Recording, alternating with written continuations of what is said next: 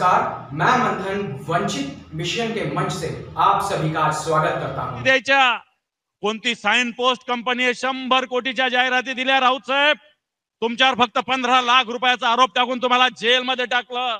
100 कोटी रुपयाच्या जाहिराती दिल्या, कोणी दिल्या? बेनामी मालमत्ता, बेनामी नावाने दिली गेली 100 कोटीचं जाहिराती, बांध्यापासून चांद्यापर्यंत सगळ्या ठिकाणी देवा भाऊ जाहिराती लागल्या। देवा भाऊच्या या बहिणी आज विधवा होतात, परंतु या भावाला याची चिंता नाही बांधवांनो। म्हणून अशा पद्धतीने सगळी स्थिती आहे। आज या सगळ्या स्थितीमध्ये देवा भाऊ सारखे मुख्यमंत्री प्रचंड प्रमाणात जाहिराती देतात। एक मंत्री या राज्यामध्ये छोट्याच्या नातवाला घेण्यासाठी 80-80 लाख रुपयाची कार घेतात।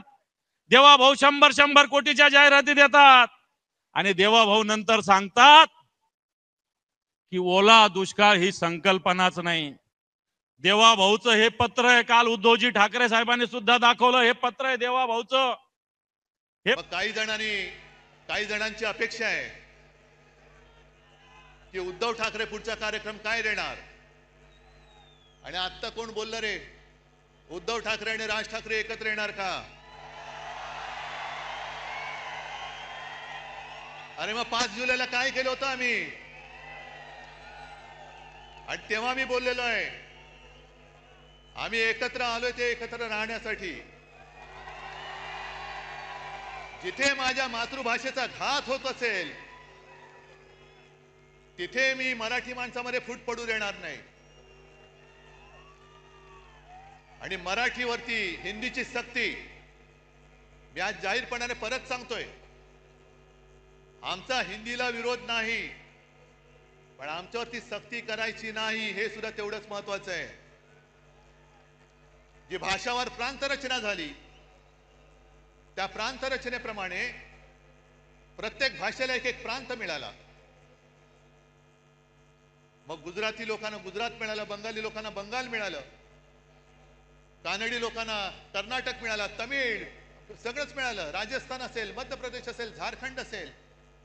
तसा मराठी भाषानी मिळाली नव्हती ती मुंबई, मराठी माणसांनी रक्त सांडून मिळवलेली मुंबई, ही जर का या व्यापाऱ्यांच्या खिशात जात असेल तर खिसा फाडून आम्ही मुंबई राखल्याशिवाय राहणार नाही।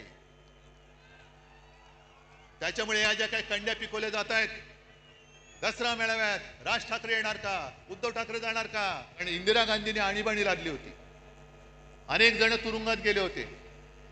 काही जणांनी तुरुंगात जाऊन इंदिरा गांधींनी पत्र सुद्धा लिहिली होती की आता आम्ही तसं करणार नाही, आमची पूर्ण संघटना की तुम्ही म्हणाल तसं आम्ही देशसेवेला वाहून टाकू। हे कोण म्हणाले? जर का सिनियर लोकांना विचारलं, ते पुस्तक आहे माझ्याकडे, ते पत्र पण आहे माझ्याकडे। आणि त्याच्यानंतरच्या निवडणुकीमध्ये पांघरलेला गाढव होऊ शकत नाही, कदापि होऊ शकत नाही। बस सगळ्यांना धन्यवाद देतो आणि असंच प्रेम, असेच आशीर्वाद कायम पाठीशी असू द्या। धन्यवाद। जय हिंद, जय महाराष्ट्र। हे होती दसरा मेळाव्याची ठळक घडामोडी। धन्यवाद।